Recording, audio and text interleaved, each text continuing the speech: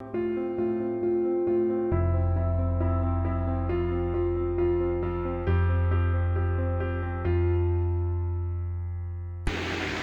hi guys, I'm back at Pete's. We're going to finish working on the 55 convertible today. Try to get this thing going. Okay, I'm to the wiring. Got the battery on, hooking the alternator up, and run this to the ignition. Okay, so we're about to bleed the lines. Got the alternator hooked up. Got to get a belt for it.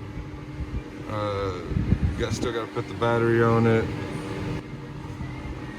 Got to hook up this, the wire, a few more things. Caribbean turquoises.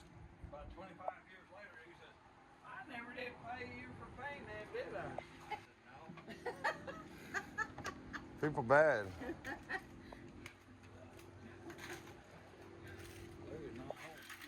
It's not bad. It all looked like the door and the hood about a week ago or two. I've been stripping it because I'm gonna repaint it.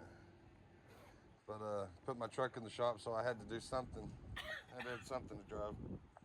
He wants me to come back tomorrow and finish working on the 55. So what I'm gonna do right now is jack up my Corvette here in the back to see what is going on, man. Okay guys, so just replaced everything in the rear end here, but the tire's got a wobble. It's wobbling. I don't know if you could tell, you can see it wobble there. Any Corvette experts out there got an idea on why it's doing that? This side's not doing it. Well, it is a little bit, but maybe that's just what it's supposed to do. Huh. I don't know.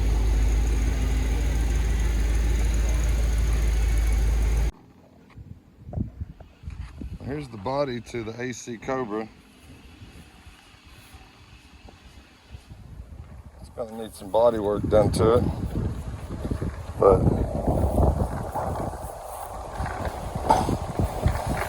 for the most part, it's pretty complete. It's got this other little fiberglass body sitting on top of it. But I'm gonna try to get this to my house, do some body work to it. He's got hoods, doors, trunk, everything else. And get this thing where it's gonna mount over here on the frame. Some stuff still needs to be done to the frame. Might get a different rear end for it. It's got some welding still to do for the boxing of the frame. And the cage for the doors and supports and different things. But it shouldn't be that big of a deal. Might finish the car, might just do a little bit of work to it and then try to sell it. You never know if there's any interest in it. You let me know. Anybody interested in a AC Cobra?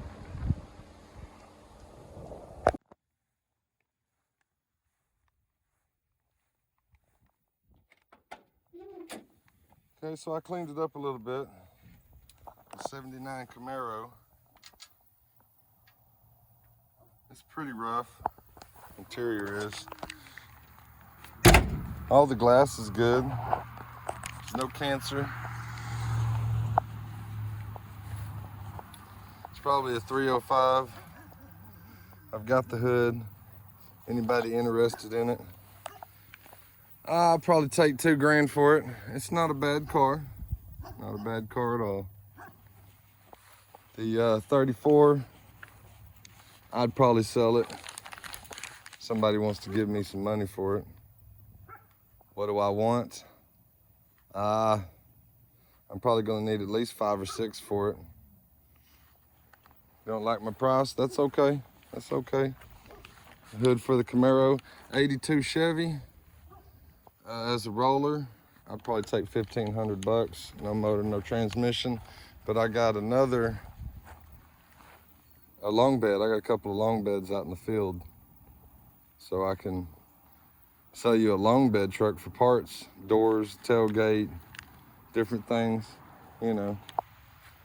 So GTO, not for sale. What I want for it, because you're not gonna give me 20 grand for it as is, as it sits, then it's not for sale. If you want to give me $20,000 as it sits, then I might consider that. Other than that, oh well. Okay, now in the backyard, I've got the 57. It's been back here for a couple of days. It's a long car. Fills up most of my little shop back here. That's all I got, so it'll work. She's got the Corvette parked over here for now. Going to have the slab poured real soon and finish doing all the body work, get that painted. The Corvette's not for sale. The Bel-Air, you want to give me a best offer, I'm going to ask probably about $30,000 to $35,000.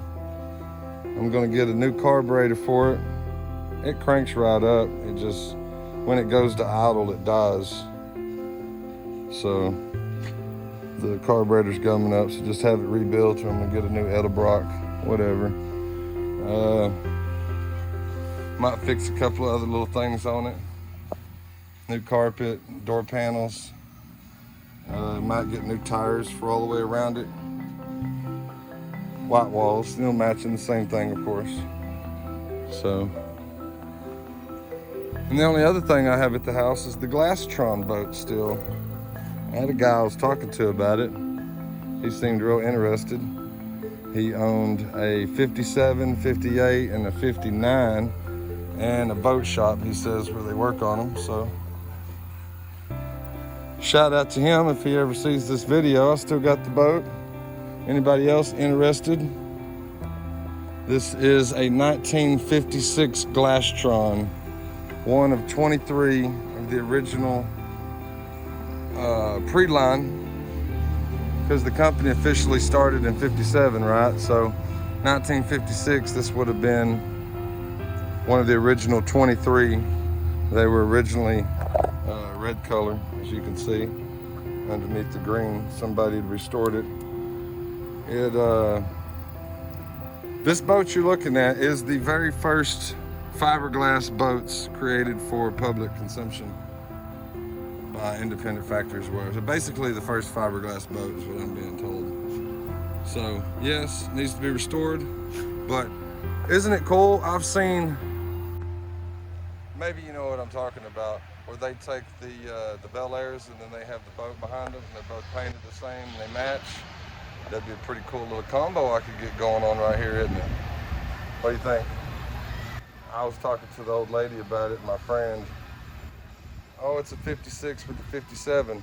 Everybody does the 57, but nobody has that 56, the boat, right? So I'd be the only one with the 57 pulling a 56 Glastron behind it, painted the same color. If I was gonna do it turquoise, but why restore this boat and not take it back to red and its original? That makes no sense. So, you're stuck with the conundrum. What do you do?